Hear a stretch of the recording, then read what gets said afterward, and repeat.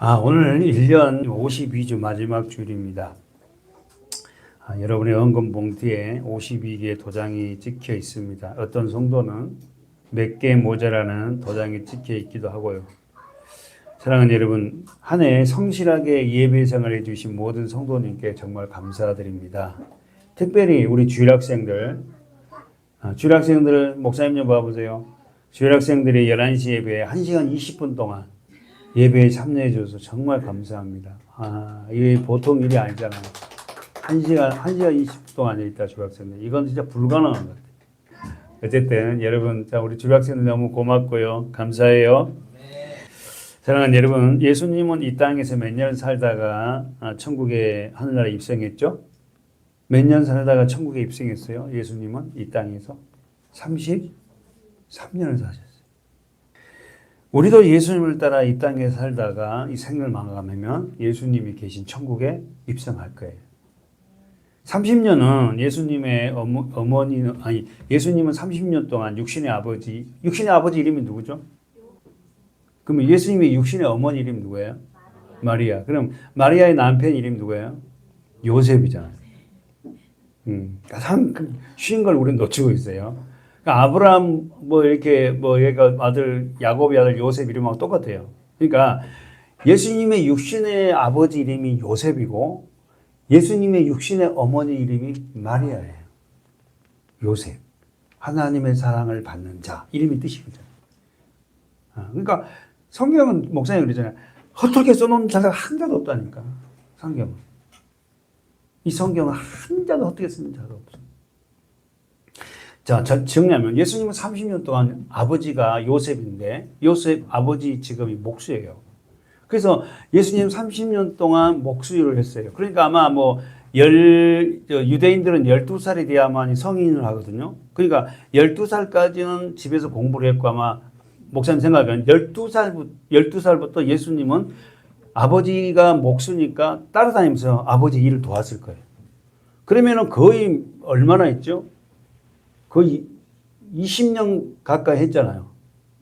그러니까 아버지가 집 지어준데 우리나라 말하면 좀 단어가 좀 죄송하면 노가다라 그런가요? 하여튼 집 지어주고 이런 데 따라다니면서 그 어릴 때 12살, 하진이 몇 살이죠? 9살 되는 거예요? 하랑이 몇 살이죠?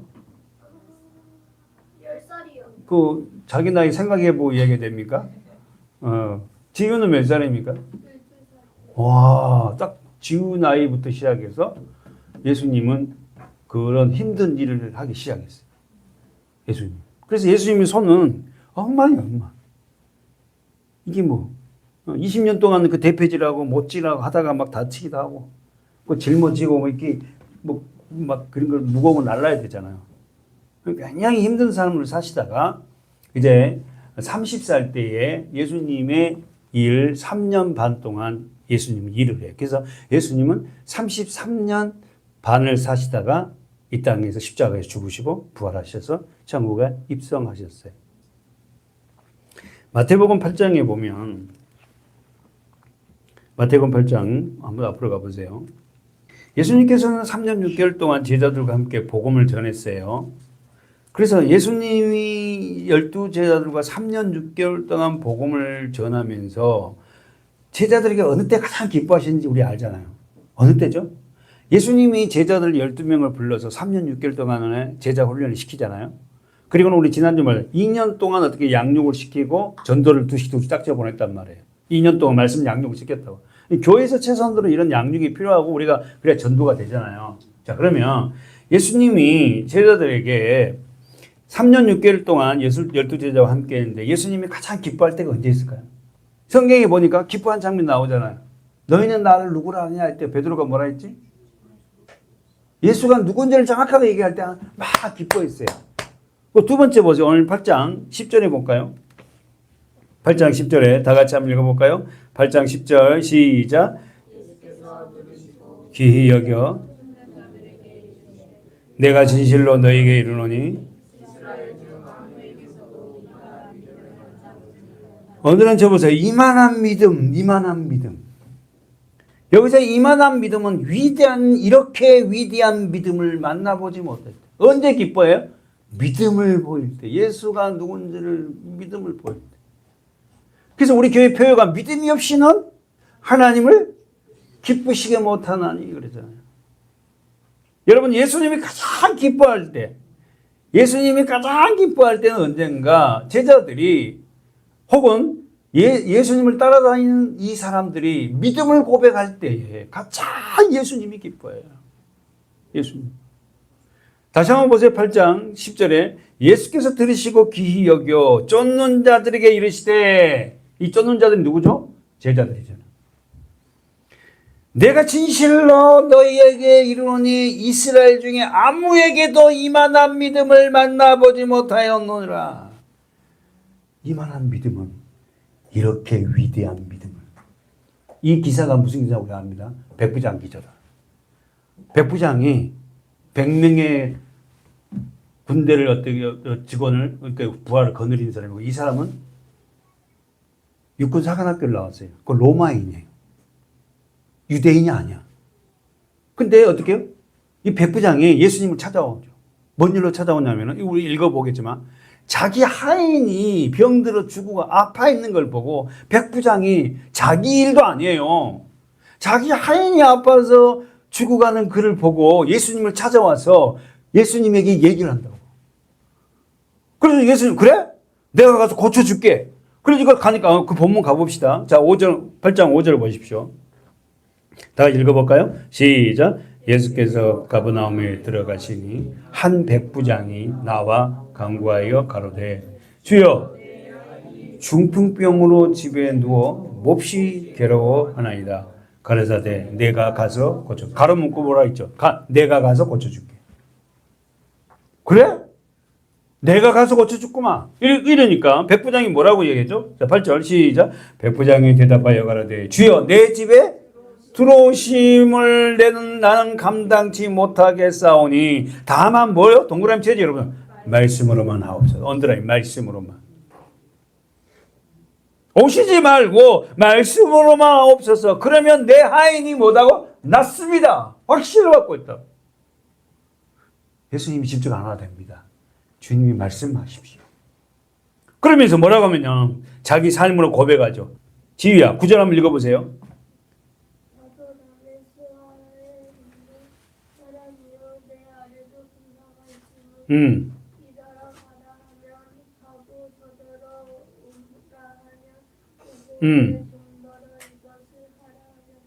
무슨 말이야? 나도 나 위에도 자기 아래 나 위에도 어떻게요? 그 높은 사람이 있어요. 천부장도 있지만 또 내 밑에도 뭐요? 내 아래도 군사가 있습니다. 그래서 내가 그 내 아래에 있는 군사 종들에게 가라 그러면 가고 군인에게 오라 하면 옵니다. 내 종들은 이것을 하라고 합니다. 그러면서 예수께서 이 말을 하니까 예수께서 오늘 읽어준 10절에 이 말합니다. 시작. 예수께서 들으시고 귀히 여겨 쫓는 자들에게 이르시되, 내가 진실로 너희에게 이르노니 이스라엘 중 아무에게도 이만한 믿음을 만나보지 못했다. 사랑하는 여러분, 어떤 믿음이었기에 이렇게 칭찬을 받죠? 백부장은 자기 삶을 통해서 예수님을 고백해. 나도 백부장이고 내 밑에 부하가 있는데 내가 내 밑에 부하에게 이리 와 그러면 오고 가나 그러면 갑니다. 예수님이 올 필요 없이 예수님이 누구라는 거예요? 만왕의 왕이고 예수님이 그리스도 아닙니까? 그러니까 올 필요 없이 말씀하시면 만물의 주인이신 당신이라는 거예요. 도대체 여러분, 이 백부장은 로마인이고 이 백부장은 뭐요? 군인입니다. 그리고 여러분, 제가 이 설교 몇 번 했잖아요. 이 백부장이 뭡니까? 자기가 어떻게요? 이스라엘 나라를 지배하는 어떻게요? 통수권자예요. 근데 이 하층에 자기가 지배하고는 이 민족에 있는 어떤 예수에게 이 말을 한다, 고백을 한다, 이건 쉽지 않잖아요. 정리해 봅시다. 지금 백부장은 첫 번째, 자기 문제가 아니고 누구 문제로 예수님을 찾아왔어요? 하인의 문제, 부하의 문제. 여러분 어떠세요? 여러분과 저는 우리 문제를 가지고 맨날 뭐 요거 해주세요, 저거 해주세요 이러지 않나요? 예? 백부장은 자기 문제를 가지고 왜 자기도 문제가 없지 않겠죠. 그러나 어떻게 자기 문제가 아니고 부하의 문제로 예수님을 찾아왔어요. 첫 번째, 그는 유대인이 아니었고 이방 사람이었다. 두 번째, 그는 로마의 육군 사관학교를 졸업한 군인 장교였다. 사랑하는 여러분, 로마 백부장은 그렇다면 이렇게 이 믿음이 어떻게 생겼어요? 여러분, 이 백부장은 어떻게 이런 믿음이 생겼어요? 아니, 어떻게 이런 믿음이 생겼냐고. 한 번도 만나보지 못했는데 이런 믿음이 어떻게 생겼어요? 예수의 소문을 들었어요. 그러니까 여러분, 오늘 우리가 가장 중요한 건 믿음은 이 예수의 그리스도의 행적을 어떻게 백부장은 어떻게요? 들었어요. 수많은 병자를 치료했다는 그 이야기를 들었어요. 예수님의 행적에 대해서 들었어요. 왜냐하면 이 백부장은 어떻게요? 이스라엘 민족이 어떻게요? 지금 우리 식민지를 지금 하고 있잖아요. 다스리고 있잖아요. 근데 이스라엘 그 민족들이 어떻게 합니까? 모여서, 군중이 모여서 반란을 일으키는 거나 데모를 하면 어떻게 백부장 가서 진압을 해야 되거든요. 그러니까 민심을 굉장히 알아보고 다닌다고. 민심을. 백부장도 사람들이 많이 모이는 곳에 파송을 했든지 첩자를 보냈을 거예요. 그러면서 예수에 대한 이야기를 들은 거예요. 예수라는 사람이 반란을 일으키려는 게 아니고 말씀을 전하면서 병자를 치료하고 이런 걸 보고를 들었단 말이에요. 믿음은 들음으로 시작되잖아요. 우리 함성구절이죠. 로마서 10장 몇 절이에요? 한번 가보세요. 17절이잖아요. 믿음은 어떻게 시작한다고요? 들음으로. 그래서 우리 주일학생들이 어쨌든 엄마 때문이든 아빠 때문이든 11시 예배에 이렇게 와서 때로는 집중도 못할 때도 있었고 안 들 때 있었지만 그래도 말씀을 들음으로 우리 아이들이 이렇게 자란 거예요, 사실은. 그러니까 여러분, 우리 성도들이 믿음이 자라려고 하세요? 믿음이 좀 좋기를 원합니까? 말씀 들어야 돼요. 말씀을 듣지 않고 어떻게 믿음을 자라요? 읽어보세요. 로마서 10장 17절. 우리 암송구절이죠. 다 같이 큰 소리로 한번 읽어볼까요? 로마서 10장 17절 시작.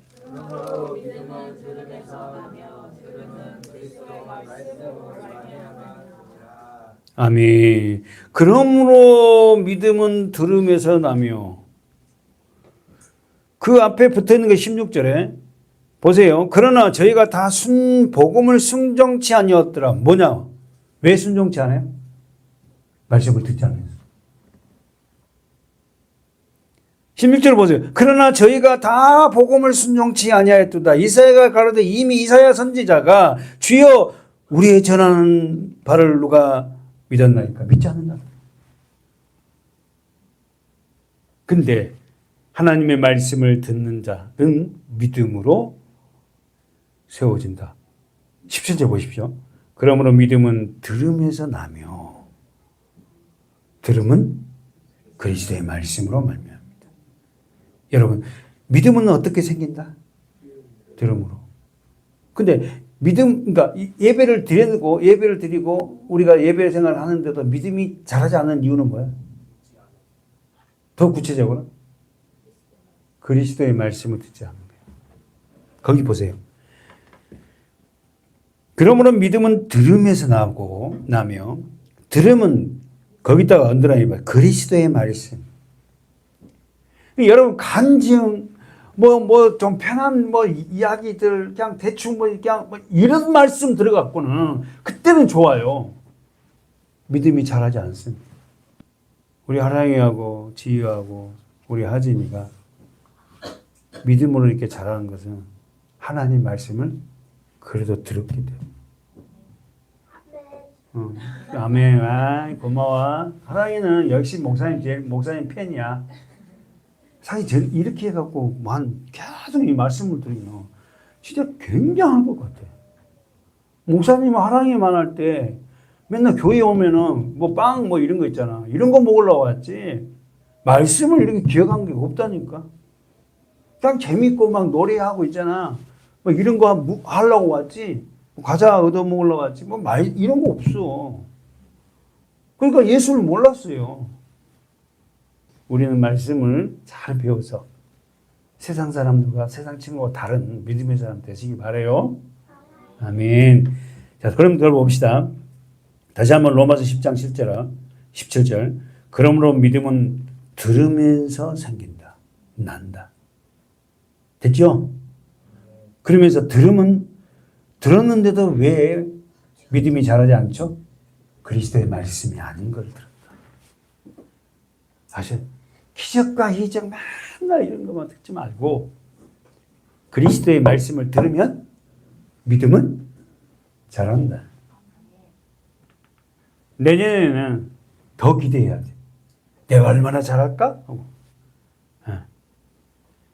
사랑하는 여러분, 하나님의 선택받은 이스라엘 백성들이 망한 이유가 뭐예요? 이상희 입자님, 이스라엘 백성들이 망한 이유가 뭡니까? 말씀을 듣지 않아요. 다시 한번, 선택받은 이스라엘 백성들이 망했잖아요. 포로 생활하고 그것도 2번이나. 그렇잖아요. 이게 무슨 이야기예요? 저 좀 봐보세요. 우리도 하나님 말씀 듣지 않으면 우리도 망한다는 거야. 말씀이 없으면 망한다니까. 근데 이런 심각한 걸 몰라요. 교회에 오면 물질적으로 막 돈이 많아지고 막 월급이 많아지고 막 11조가 많아지고 그게 복이라고 생각하는데 그게 일반 은총으로 보지 진정한 복은 그게 아니라니까. 정리해 보세요. 이스라엘 백성들이 망한 이유는 뭡니까?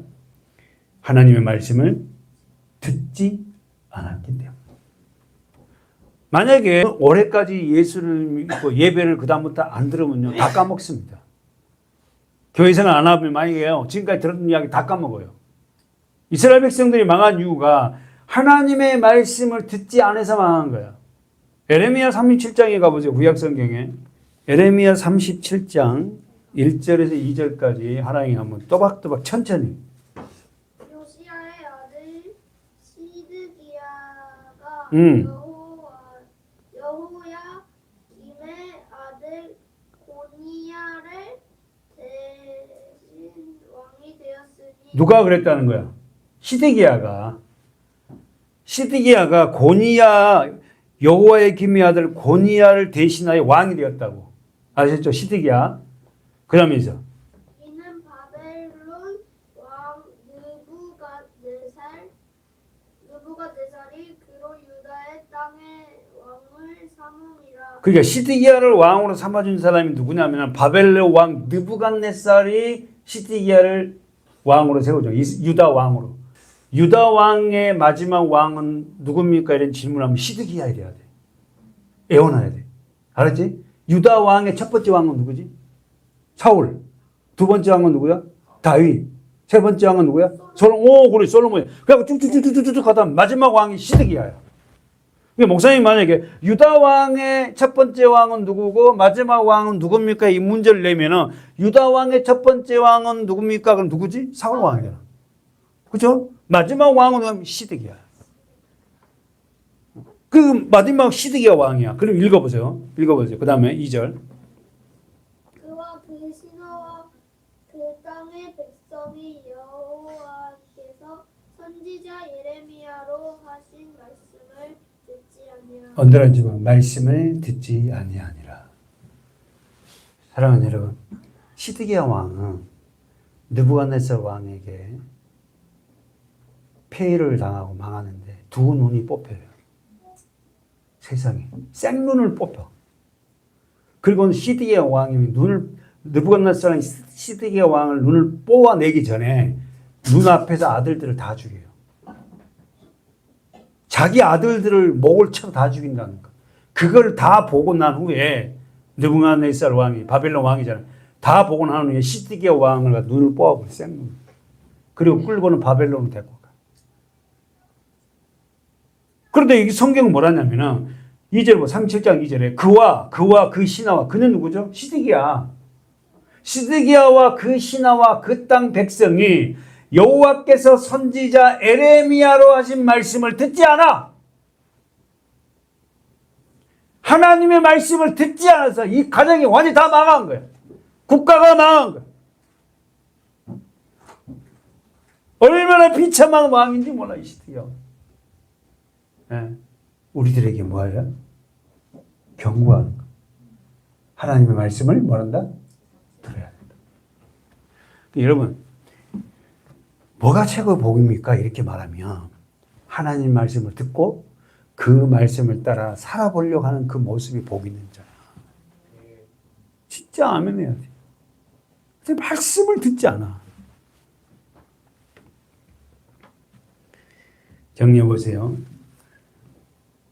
시드기야는 유다 왕의 마지막 왕으로서 그 나라와 그 신하와 그 땅 백성이 다 망해요. 원인은 다 한 가지. 하나님 말씀을 듣자. 사랑하는 여러분, 하나님의 말씀을 듣지 않는 자들의 마지막은 지옥입니다.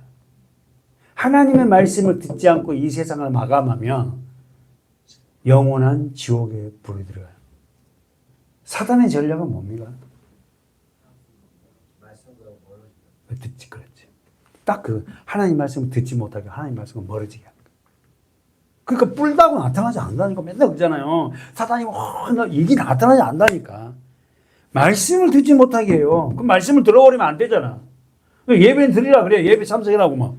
와갖고 졸고 다른 생각하고 이 말씀에 관심이 없게끔 만들어버려요. 딴 생각을 떠오르게 하고. 여러분, 정말 심각한 게 뭐냐면은 하나님을 믿는다고 들어온 이 교회 성도들이 말씀을 듣지 않는 건 정말 심각. 이미 세상은 다 심판을 받은 거잖아요. 사단의 전략은 하나님의 말씀을 듣지 못하게 한다.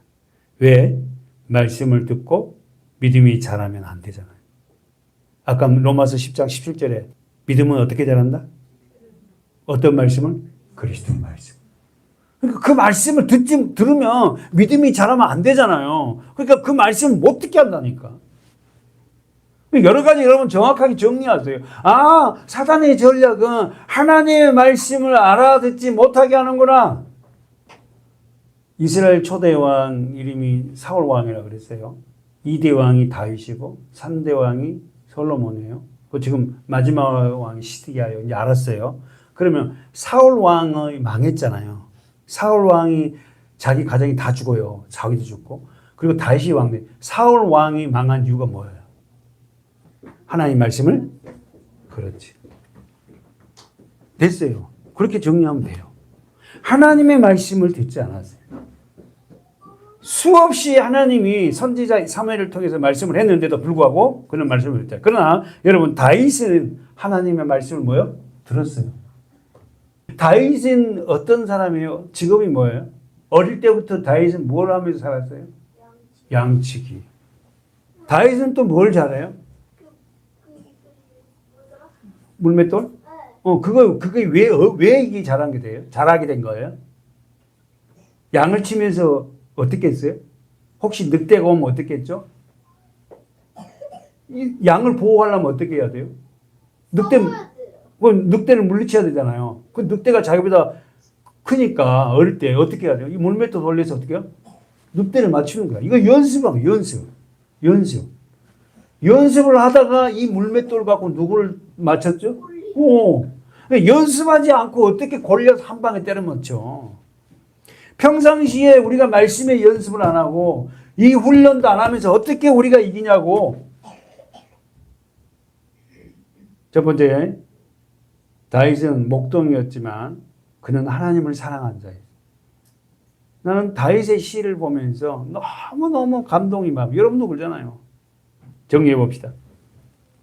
다윗은 세상 왕을 상징한 목동이었지만 골리앗 앞에 당당하게 승리할 수 있는 이유는 뭐예요? 다윗이 이런 용기는 어디에서 나온 거예요?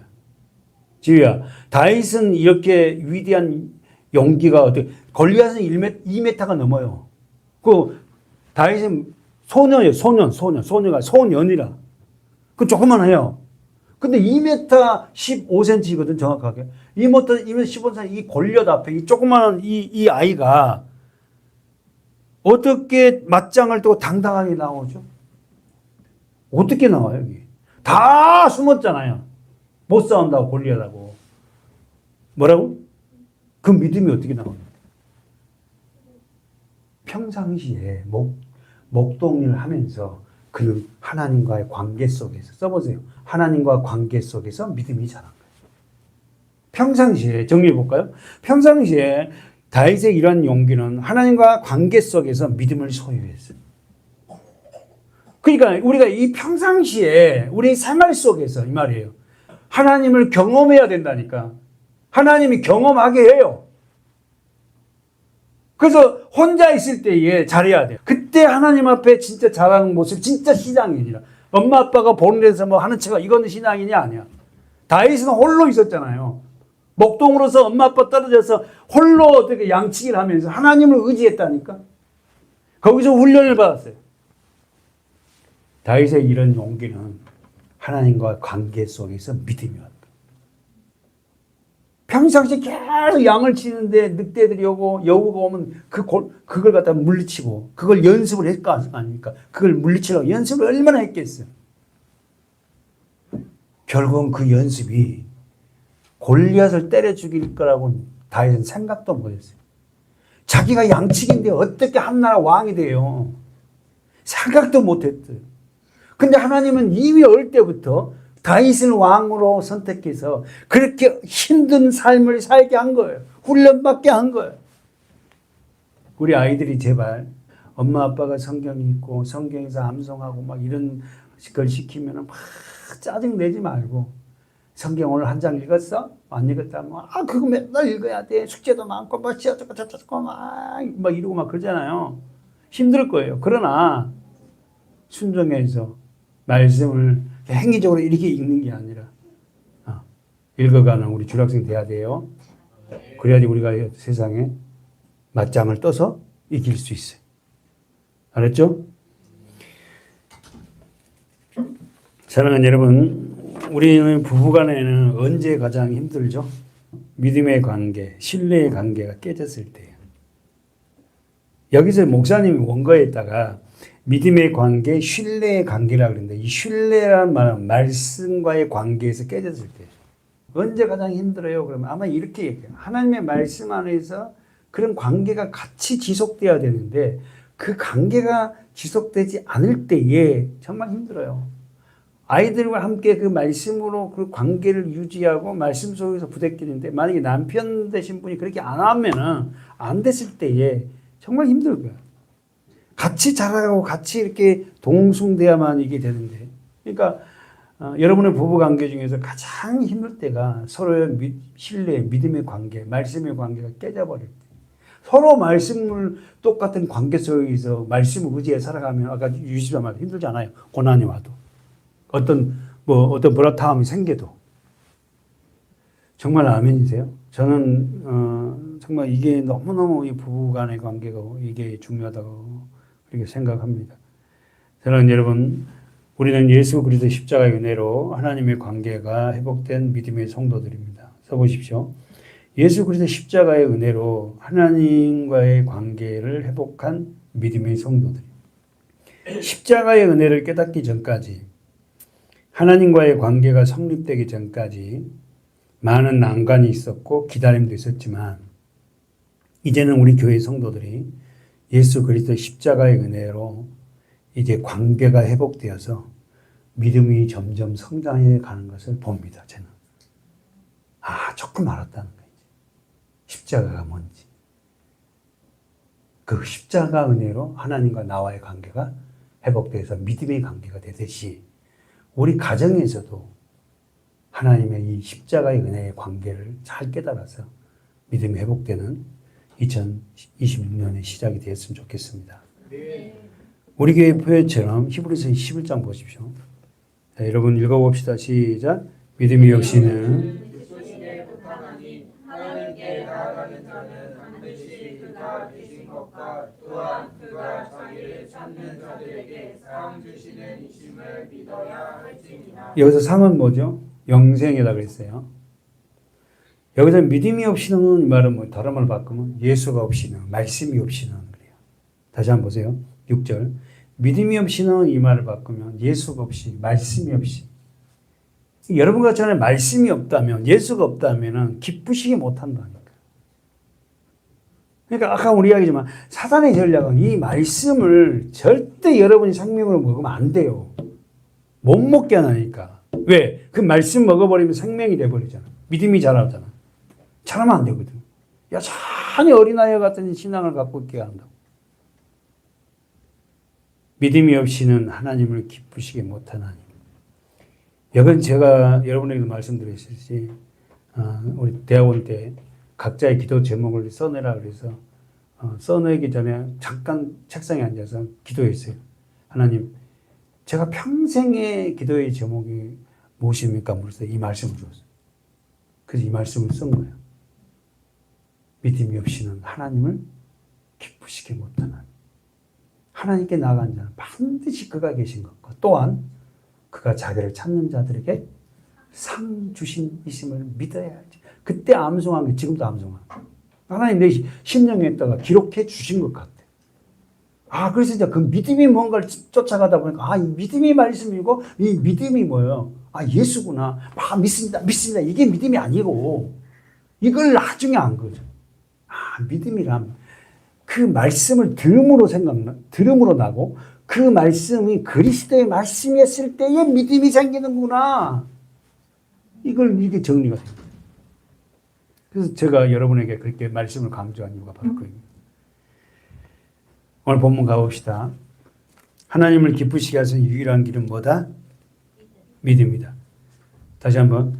하나님을 기쁘시게 하시는 유일한 길은 누구다? 예수. 하나님을 기쁘시게 하는 유일한 것은 말씀. 아멘? 정말 아멘 했어요. 그러니까 여러분 말씀을 더 많이 알고 새기는 저와 이름 됩시다. 자, 마가복음 읽어보세요. 14절 다 같이 큰 소리로 읽어볼까요? 시작. 이에 예수의 이름이 드러난지라 헤롯 왕이 듣고 가로되 이는 세례 요한이 죽은 자 가운데서 살아났도다. 그러므로 이런 능력이 그 속에서 운동하느니라 하고. 여러분 노트 정리. 세례 요한하면 무엇이 떠올라요? 세례 요한하면 무엇이 생각나요? 이제 막 생각나잖아요. 이제 말은 못해도 막 돌아다녀. 세례 요한. 자, 세례 요한하면 생각나는 게 뭐예요? 세례 요한. 막 여러 가지. 예수님 세례해준. 예수님을 세례 준 자. 와. 써보십시오. 세례 요한의 어머니 이름이 누굽니까? 엘리사벳이죠. 세례 요한의 아버지 이름 뭐예요? 샤가라죠. 세례 요한의 엄마의 이름은 엘리사벳이고 아버지는 샤가라예요. 이 샤가랴, 이 세례 요한의 어머니 엘리사벳은 어떻게 해요? 아론의 집안의 후손이에요. 사가랴는 그냥 제사장 후손이. 그러면 엄마 집안이 더 믿음이 다시 말해서 위대하죠. 대제사장 가문의 딸이라니까. 그리고 아버지는 그냥 일반 제사장 집안의 딸이에요. 그죠? 자, 그럼 정리 한번 해볼까요? 레이지파 제사장 집안 사람들입니다. 자, 세례 요한은 어떤 자인가? 지금 거기서 이력서를 좀 쓴 거 우리 마치겠습니다. 지금 하랑이가 얘기했듯이 세례 요한은 예수님에게 세례를 베푼 사람이에요. 그리고 요단강에서 백성들에게 세례를 베풀었죠. 아시죠? 그리고 세례 요한은 광야에서 살았어요. 그리고 낙타 털옷을 입고 메뚜기와 로얄 젤리를 먹고 살았다고. 이 말이 뭔 말이에요? 하나님이 주신 것으로 먹고 살았다. 무슨 말 알겠죠?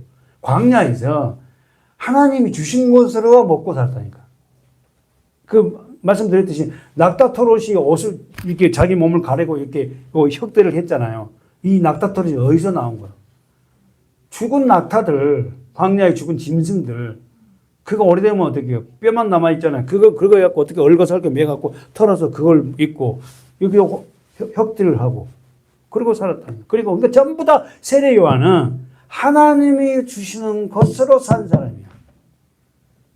정리합시다. 세례 요한의 어머니는 엘리사벳이고 대제사장 아론의 집안이고 세례 요한의 아버지는 샤가라였다.